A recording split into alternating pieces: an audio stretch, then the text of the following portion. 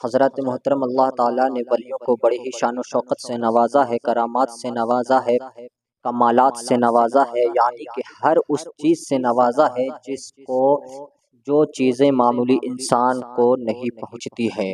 اللہ تعالیٰ نے نبیوں کو معجزے عطا فرمائے اور ولیوں کو کرامات سے نوازا۔ حضرات گرامی، آج کل بہت سارے لوگ جو ہے کہ نا کہ بہت ساری افواہیں اڑاتے ہیں کہ یہ کرامات کیا ہوتی ہے، ان پر یقین کیوں کیا جائے، یہ کرامات کچھ نہیں ہوتی ہے۔ کرامات اگر جاننا ہے، کرامات ارے ہم کیا بیان کرتے ہیں، ارے ہماری کا علم میں ہے جو ہم بیان کریں۔ اگر کرامات سننا ہے تو قرآن کی سنو، کرامات اگر بیانی سننا ہے جو قرآن نے بیان کیا ہے اس کو سنو، پھر آپ کہو گے کہ ہاں واقعی کرامات ہوتی ہے۔ آج کل بہت سارے لوگ کرامات کا انکار کرتے ہیں۔ حضرات گرامی، ذرا آپ سورہ نمل کو پڑھیے، تب آپ کو پتا چلے گا کہ سورہ نمل کے اندر کیا چیز موجود ہے۔ ارے حضرت سلیمان علیہ السلام کا آپ نے واقعہ سنا ہوگا، جب بلقیس کا تخت لایا گیا تھا، آپ سے کہا گیا کہ بلقیس کا تخت آپ کے پلک جھکانے سے پہلے پہلے آ جائے گا۔ حضرت سلیمان نے کہا کہ اچھا ایسی بات ہے تو لے کر کے آؤ۔ جیسے ہی آپ کا حکم ہوا تو آپ کے امتی نے آپ کے پلک جھکانے سے پہلے پہلے بلقیس کا تخت لا کر کے آپ کے سامنے کھڑا کر دیا، اور وہ کوئی چھوٹا موٹا تخت نہ تھا بلکہ 80 گز چوڑا، 80 گز لمبا، بہت ہی زیادہ وزنیلا وہ تخت تھا۔ اللہ اکبر! جب اس تخت کو آپ کے سامنے لایا گیا تو آپ نے کہا کہ یہ تم نے کیسے کیا؟ تب آپ کے امتی نے کہا کہ ھذا من فضل ربی، یہ میرے رب کے فضل سے ہے۔ اللہ اکبر! اور جو نبیوں کا نبی ہے اور جو نبیوں کا بادشاہ ہے، جو نبیوں کا امام ہے، پھر اس کے امتیوں کا عالم کیا ہوگا؟ حضور سرور کائنات صلی اللہ تعالی علیہ وسلم نے ارشاد فرمایا، علماء امتی کانبیاء بنی اسرائیل، میری امت کے علماء ایسے ہوں گے جیسے بنی اسرائیل کے انبیاء۔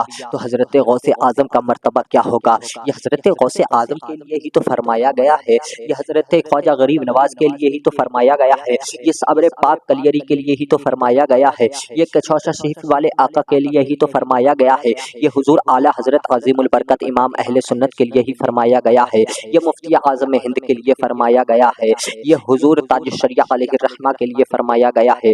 حضرات گرامی، بہت سارے لوگ ان چیز کا اعتراض کرتے ہیں، لیکن ہم کہتے ہیں کہ جو حضور غوث اعظم کی کرامات ہیں ہم ان کا انکار نہیں کریں گے، کیونکہ یہ کراماتیں جو ہیں یہ کہیں اور سے نہیں بلکہ قرآن پاک سے ثابت ہے، اور جب قرآن پاک دوسرے نبیوں کی کراماتیں بیان کر رہا ہے تو ظاہر ہے کہ ہمیں بھی یہ ثبوت مل گیا کہ کرامات کا اعلان کرنا ضروری ہے، کرامات کو بیان کرنا بھی چاہیے، کرامات کو سنانا بھی چاہیے۔ وہ لوگ کہتے ہیں کہ کیوں آپ یہ قصے کہانیاں گڑھتے ہو؟ ہم کہتے ہیں کہ قصہ کہانیاں نہیں گڑھتے ہیں، بلکہ ہم وہ اللہ تعالیٰ کی پاور دکھاتے ہیں جو اللہ تعالیٰ نے اپنے محبوب بندوں کو عطا کی ہے۔ حضرات گرامی، حضور سیدنا غوث پاک رضی اللہ تعالیٰ عنہ کو بڑی بڑی کرامات سے اللہ تعالیٰ نے نوازا۔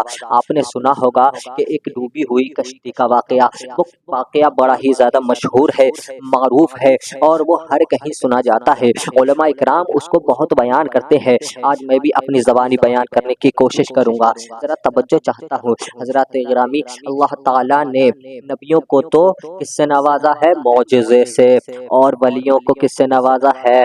تو آپ کہیں گے کہ ولیوں کو کرامات سے۔ سرکار سیدنا غوث اعظم جیلانی رحمت اللہ تعالی علیہ عصر کی نماز کے بعد دریائے دجلہ کے کنارے سیر کرنے کے لیے جاتے ہیں تو دیکھتے ہیں کہ ایک بڑھیا رو رہی ہے، اس کی آنکھیں نم ہے، وہ اپنے آنسوؤں کو پونچھ رہی ہے۔ اللہ اکبر! سرکار سیدنا غوث اعظم جیلانی سے دیکھا نہ گیا اور اپنے خادم سے کہا کہ جا کر کے دیکھو اور پوچھو کہ کیا وجہ ہے کہ وہ مائی روتی کیوں ہے، وہ پریشان کیوں ہے۔ اب یہ نہ دیکھا کہ وہ کس مذہب سے تعلق رکھتی ہے، یہ نہ دیکھا کہ وہ کون ہے اور کیا اس کا نسب ہے، کیا خاندان ہے، اور پوچھنے لگے سرکار سیدنا غوث پاک رضی اللہ تعالی عنہ کے خادم جا کر کے کہ او مائی کیا بات ہے، آپ کیوں پریشان ہیں، آپ کو کس نے ستایا ہے، آپ کو کس نے پریشان کیا ہے؟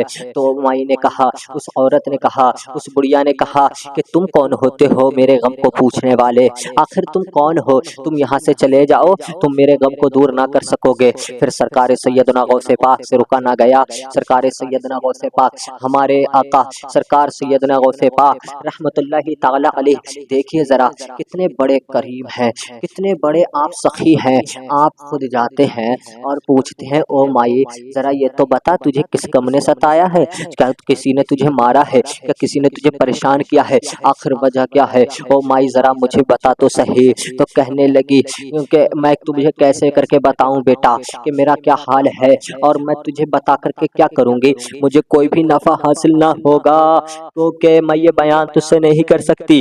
پھر جب آپ کے چہرے کو دیکھتی ہے تو حیرت میں پڑ جاتی ہے، اچھا کچھ ایسے بھی چہرے ہوتے ہیں میرے عزیزو جن کو دیکھ کر کے دل رکتا نہیں ہے، دل رکتا نہیں ہے، دل تھمتا نہیں ہے، ان کی طرف دل مائل ہو جاتا ہے، ان سے محبت سی ہو جاتی ہے۔ سرکار سیدنا غوث پاک رضی اللہ تعالی عنہ کا ایسا چہرہ مبارک تھا جس کو دیکھ کر وہ عورت رک نہ پائی، اور اس کے دل میں آیا کہ لاؤ ذرا میں ان کو یہ بیان ہی کر دوں، اپنے غم سارے کے سارے سنا دوں۔ اس بڑھیا سے رکا نہ گیا، اس نے فوراً اپنی کہانی سنانا شروع کر دی کہ میرا ایک بیٹا تھا، جوان تھا، میں نے اسے پالا پوسا بڑا کیا، جب اس کی عمر شادی کی ہو گئی میں نے اس کی شادی کرائی۔ دوستو ہر کسی کی یہ خواہش ہوتی ہے کہ ہمارا بچہ جب جوان ہو تو ہم دھوم دھام سے اس کی شادی کرائیں، اس کی شادی کو کرا کر کے اس کے بچوں کو کھلائیں، گود میں بٹھائیں۔ اللہ اکبر، بڑھیا کی بھی یہی سوچ تھی، اس عورت کی بھی یہی سوچ تھی، لیکن کیا کیا جائے، اس کی زندگی ختم ہو چکی تھی۔ جب دریائے دجلہ کے پاس میرا بیٹا آیا شادی لے کر کے، ہم نے شادی پوری کرا دی تھی، شادی آ رہی تھی، سامان آ رہا تھا، دہیز آ رہا تھا، تو دریائے دجلہ کے اندر ایک ایسی موج آئی کہ اس نے پوری کی پوری کشتی کو بہا دیا، اور کشتی کی تو بہی بہی میرا بیٹا بھی اس کے اندر چلا گیا۔ سرکار غوث پاک نے کہا او مائی صبر کر، او مائی ذرا ٹھہر، میرا رب بہت کریم ہے، بڑا مہربان ہے، وہ غفار ہے، ستار ہے، وہ ہر چیز پر قادر ہے، وَهُوَ عَلَى كُلِّ شَيْءٍ قدیر، وہ ہر چیز پر قادر ہے۔ میں اس سے دعا مانگتا ہوں، وہ ان تمام کی تمام مصلحتوں کا علاج کرنے والا ہے، وہ تمام کی تمام چیزوں کو ٹھیک کرنے والا ہے، میرا اللہ ہر چیز پر قادر ہے۔ او مائی تو ٹینشن نہ لے، تو فکر نہ کر، تیرا بیٹا ابھی واپس آ جائے گا۔ جب سرکار غوث پاک نے یہ بات کہی تو کہا کہ اچھا کیا تم اتنا یقین رکھتے ہو اپنے رب کے اوپر؟ کہا کہ ہاں مائی، میرا رب بہت قادر ہے، ہر چیز پر قادر ہے۔ سرکار غوث پاک دریا دجلہ کے کنارے اور تھوڑا سا آگے بڑھتے ہیں اور پھر اپنے ہاتھوں کو اٹھا کر کے دعا کرتے ہیں، اے رب تو ہر چیز پر قادر ہے، اس کشتی کو باہر نکال دے، اس کو باہر نکال دے جو لڑکا اس کے اندر ڈوبا ہوا ہے، اس سامان کو باہر نکال دے جو اس کے اندر ڈوبا ہوا ہے۔ جب سرکار غوث پاک نے یہ عریضہ پیش کیا، جب اپنی دعائیں مانگنے لگے تو ندا آئی کہ اے عبد القادر جیلانی، تم وہ چیز مانگ رہے ہو جو چیز مچھلیاں کھا چکی ہیں، وہ چیز مانگتے ہو؟ ارے اس کی ہڈیاں نہ جانے کہاں کہاں ہے۔ حضرت عبد القادر جیلانی نے ضد کی، اے رب کائنات تو ہر چیز پر قادر ہے، وہ چاہے کہیں پر بھی گم گئی ہو، تو ہر چیز کو جلانے پر قادر ہے، وہو علی کل شیء قدیر۔ حضرت غوث اعظم رضی اللہ تعالی عنہ کا عقیدہ یہ تھا، اور وہ ہر چیز کے لیے ضد کرتے تھے۔ سرکار غوث اعظم نے اس وقت بھی ضد کرنا شروع کر دی کہ اے رب عطا کر دے، اور جبہ مبارک کو اتار دیا اور کہا کہ اے اللہ اگر تو نے آج اس ڈوبی ہوئی کشتی کو باہر نہ نکالا، اے اللہ اگر تو نے اس ڈوبی ہوئی کشتی کو باہر نہ نکالا تو یہ عبد القادر جیلانی کبھی بھی اس جبے کو پہنے گا نہیں۔ جب یہ کہا تو اللہ تعالیٰ نے اپنی رحمت کا جلوہ دکھایا، اللہ تعالیٰ کی رحمت جوش میں آئی اور اللہ تعالیٰ نے اس ڈوبی ہوئی کشتی کو باہر تہرا دیا، اس ڈوبی ہوئی کشتی کو باہر تہرا دیا، جو ڈوبی تھی کشتی وہ دم میں نکالی۔